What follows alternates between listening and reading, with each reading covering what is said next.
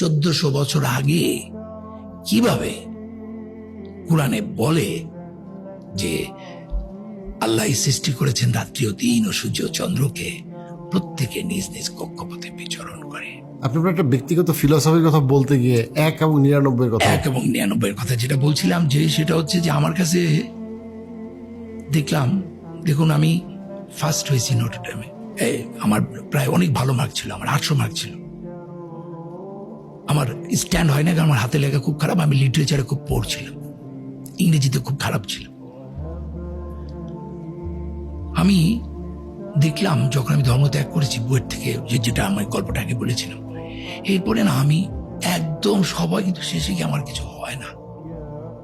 আমার সংসারটা ভেঙে গেল, আমার বিজনেস ভেঙে যাচ্ছে, আমি অ্যাওয়ার্ড গরুতে পেতে গিয়েও পাই না,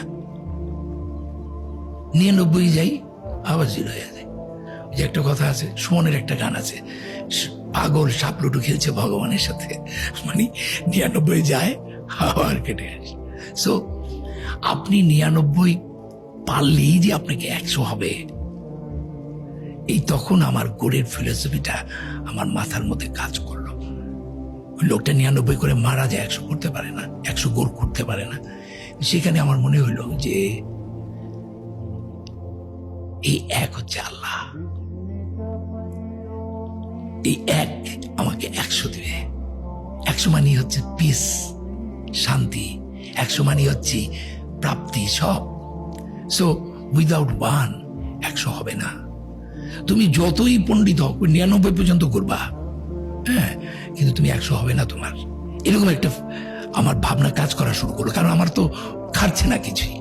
বিশ্বাস করবেন, যেদিন থেকে এই এককে আমি স্বীকার করেছি, সেদিন থেকে আল্লাহ সুবহানাহু ওয়া তাআলা আমাকে সব দিয়ে দিয়েছেন, সব। এত সম্মান আর কত। আমি যখন অ্যাওয়ার্ডটা নিচ্ছিলাম ওই সময় প্রাইম মিনিস্টারের হাত থেকে, তখন হুজুর এক ইমাম একটু কোরআনের আয়াত পড়ছিলেন, যে আয়াতটা দিয়ে আমি নামাজ পড়তাম, তখন আমার চোখ ছলছল করে উঠলো। সে আয়াতটা হচ্ছে সূরা নাহলের 98 নম্বর আয়াত, এরকম কাছাকাছি হবে, একটু এদিকে হতে পারে। আউযুবিল্লাহি মিনাশ শাইতানির রাজিম, বিসমিল্লাহির রহমানির রহিম। বিশ্বাসী হয়ে পুরুষ ও নারীর মধ্যে যে কেউ সৎকর্ম করবে, তাকে আমি আনন্দপূর্ণ জীবন দান করব, তাদের কর্মে শ্রেষ্ঠ পুরস্কার তাদেরকে দান করব। এটা উনি পাঠ করলেন, আমার চোখ দিয়ে টপ টপ করে ইমোশনাল হয়ে গেলাম আমি। উনি এত সুন্দর জায়গাটা সিলেক্ট করলেন এই জাতীয় পুরস্কারের অনুষ্ঠানে, বাহ, দারুণ।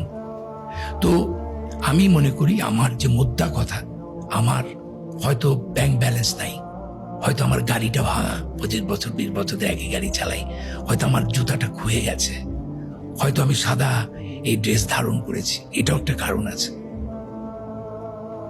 এখন এটা এক ধরনের, যে হজে গেলে সাদা কাফনের কাপড় পরে যেরকম, আমি যেদিন তার কাছে সারেন্ডার করেছি পুরোপুরি, সেদিন থেকে আমি সাদা পরি।